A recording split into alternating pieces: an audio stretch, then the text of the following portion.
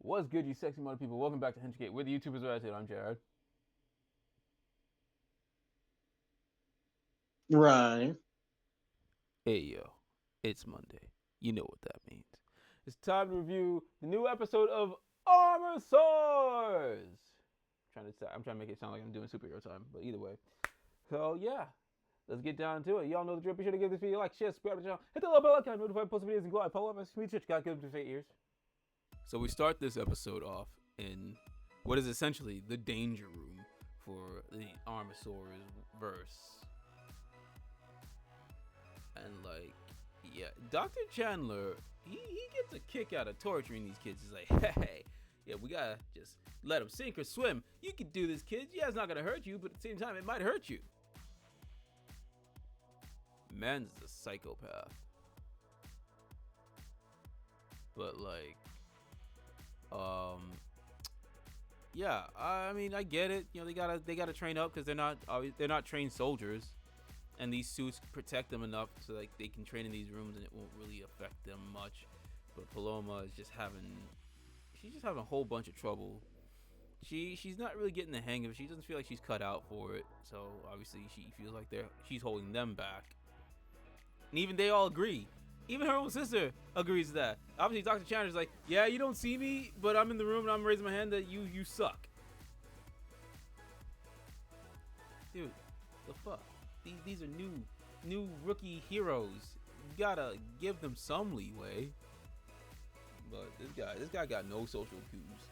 I give Liam a pass because he grew up within just this whole realm, so he doesn't have much social cues, but he can learn by hanging with his team. Dr. Chandler has no excuse. What the fuck's his excuse? No, got nothing for that guy. And basically Paloma, in her own mind, she's getting in an argument with her sister. She's like, you know, basically it's sibling shit. It's all it is, sibling argument bullshit, to the point where it's even affecting her bonding with the dinosaurs, or at least in this case the raptors. And it is noted that they did bond with them in the previous episode, because I actually have a few addendums. Obviously, one of them being, though they did bond with their dinosaurs, just not as much, because obviously Paloma wasn't. She's freaked out, but we'll get to why.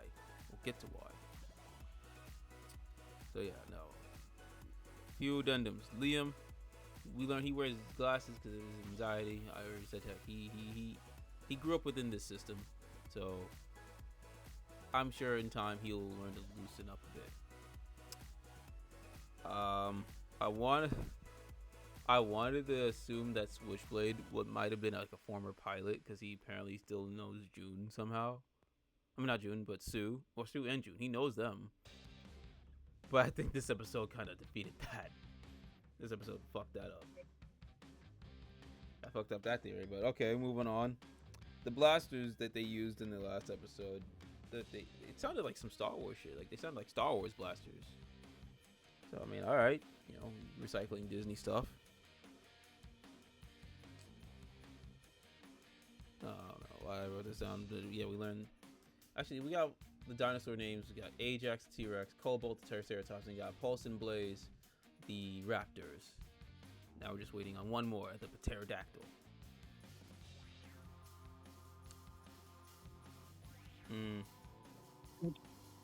Pterodactyl. Peace out. No, Sue says Pterodactyl. No, trying to think. The base. At the base they can control their suits. Like if it was like in Batman Beyond, where Bruce can control Terry's suit if he gets out of line or whatever the fuck. The suits are obviously, these are American-made suits, because in the original Korean version it's totally different. And yeah, their base, for the time being, the way the base is operated, it, like, I want to say it's something akin to Wakanda, at least how it looked in the first episode. Very, very high tech, very, very secure and whatnot. Although this episode defeats that as well. Defeats that purpose. or is just Dr. Chandler just so lackadaisical that he thinks, oh, what he thinks everything's all hunky dory, but it's not. But yeah, I think that's it for. Oh yeah, and the last addendum. The show does start at 8 p.m. We did mention 7:30, but 7:30 is meant for the reruns. New episodes are 8 p.m. Yep. That's it. Yep. Oh yeah, and where the fuck if I just wrote Lieutenant Colonel Helmsworth. I didn't know what rank she was, but now we know. It's Lieutenant Colonel, and she's still so. Boy. Yep. All right, back to it though. So yeah, Paloma is just not. She's not acclimating well to this world, and it got to the point where she feels like she needs to go home. She needs to run. She needs to get the hell out of there, which is why. At first, you think this base is built like Wakanda, very, very secure. But then it's like, she just easily escapes. Like, what the fuck? So, either their security is suckish, or she was just able to understand so quickly how everything works, so she can just, dip out, apparently. Yeah, so while Paloma is having a nice little joyride, Priska goes and fully bonds now with her raptor and the other one as well. So both sisters can bond with the raptors. And I already said they already did. Even they stated like, hey, yeah, we bonded them the first time we got here, but it just didn't feel right. But now we are fully bonding. But there's a reason. There's a reason. We see it. We do see it at the beginning. Of why. Well, we see why a bit, but not really explained further until this episode. So yeah, while Paloma's having this little joyride, she overshot her trip a bit and ends up in the Colorado River. Yeah, I blame the machine on that. He was supposed to be a smart machine. Yeah, automated voice system in the transport. I like him, but at the same time I don't. But I like him just because it's like his humor is very dry, like Alan Tudyk. Like it's like for certain roles for Alan. I see Alan Tudyk doing this role of Otto if they were able to afford it.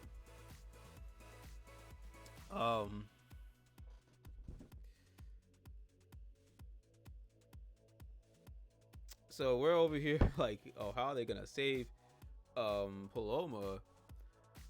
Obviously, Priska's freaking the fuck out because she's like, my sister. Obviously, we fight a lot, but she's still my sister.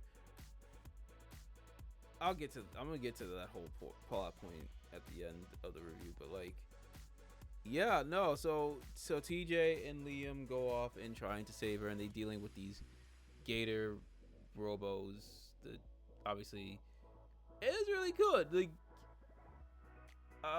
whatever they was cooking up over there in Korea with the show Armorsaurs. Yeah, y'all was cooking. And then, yeah, Liam has a lot to learn. Like, he's good at leading, but he needs to learn how to, get his combat skills up. So I understand Paloma holding him back a bit, but if Liam doesn't get it together, he will be holding him back even more, and he's supposed to be leading this team. But I think that's where his character is going to learn how to grow and stuff.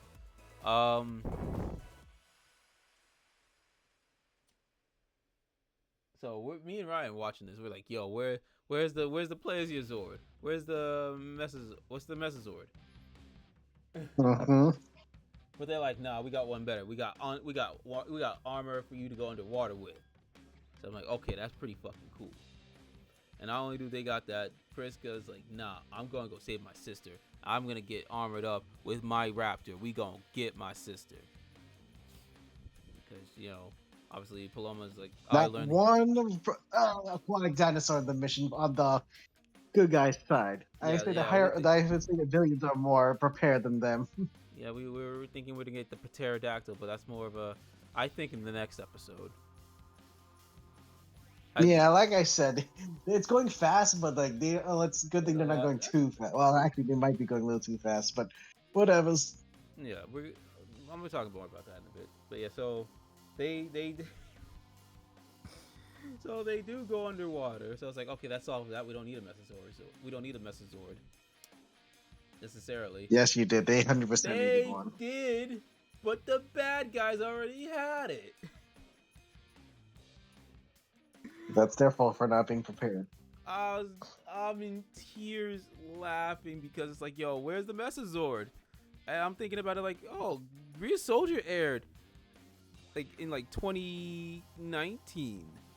And then they put it out in Korea as Power Rangers. I forgot what they put it out Power Rangers in Korea if they adapted Rear Soldier. But either way, so like they could have used some help from the Rear Soldiers, but then it's like, nah, we already we took that. The bad guys are like, nah, we got that. This is ours now. So that shit had me in tears. Like, damn, that's crazy. Y'all could even get the Mesazorus. That's crazy. But the action was pretty dope. The whole Dinobot, the Dino versus Dinobot action was good. And then we save Paloma, and she's able to bond with her dinos, Pulse and Blaze. But yeah, no.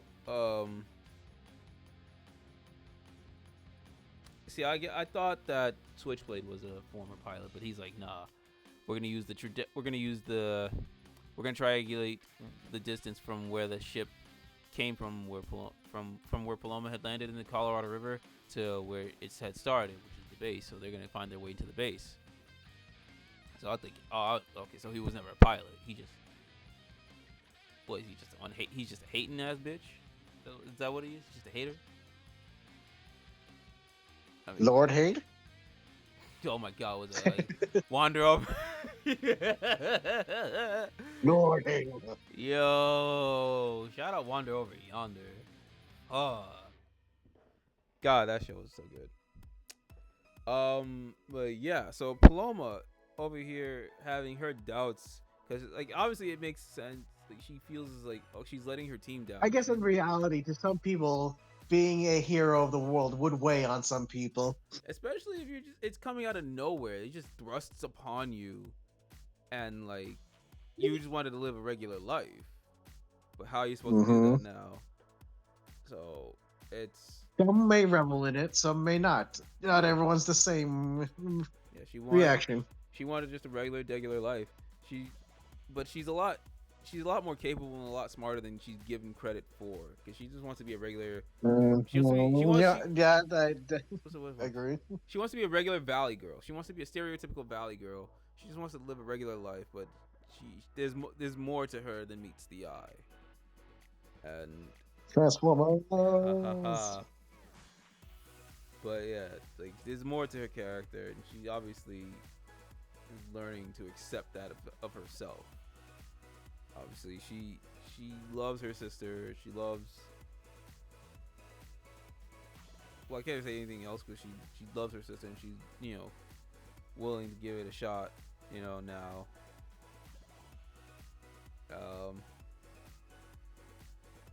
But I think she and Dr. China are gonna have beef. It's like, yo, motherfucker, you invented this piece of shit clanker.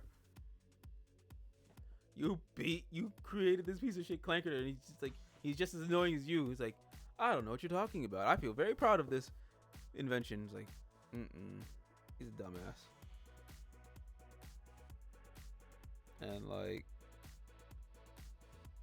but I guess like it's a good episode. It's a really good episode. We're getting more. We're progressing, but at the same time, this episode paced way too fast. But I'm like, the dialogue was a bit hammy, a bit cheesy.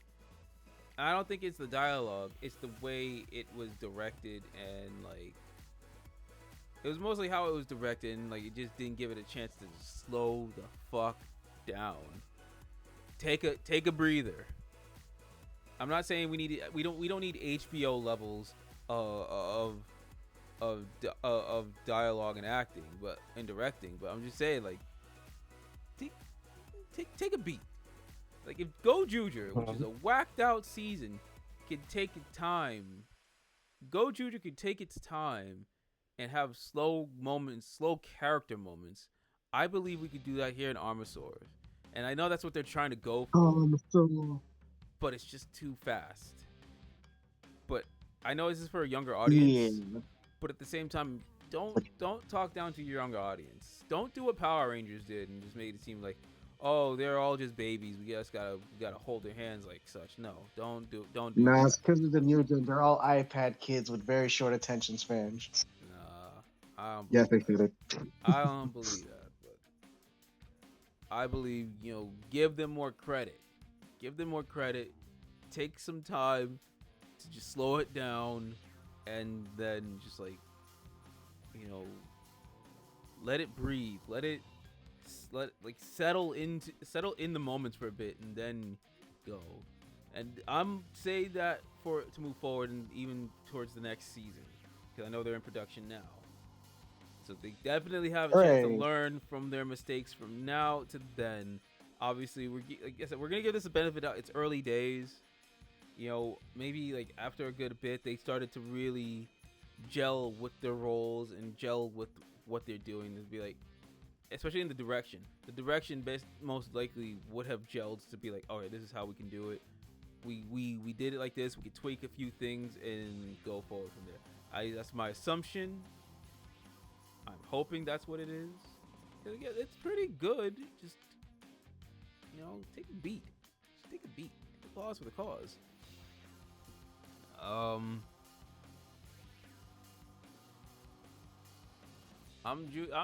think, yeah, I think we're gonna be, well, obviously since we've seen Paloma Bond, I think we're just gonna see her now in her dino armor.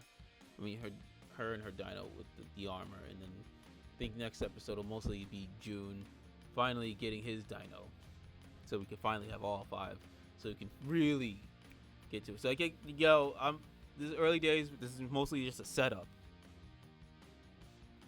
But once the setup is done, then we can really start cooking. Because I want to see where we're going. I want to see what the villains have in store for the heroes. I think that's all I really got, man. That's a pretty good show still. It's a pretty damn good show. I'm enjoying it. Pacing aside, it's fine. It's harmless. And yeah, no, I am excited to see how it continues on. I'm gonna give this 5 stars. What do you think, Ryan?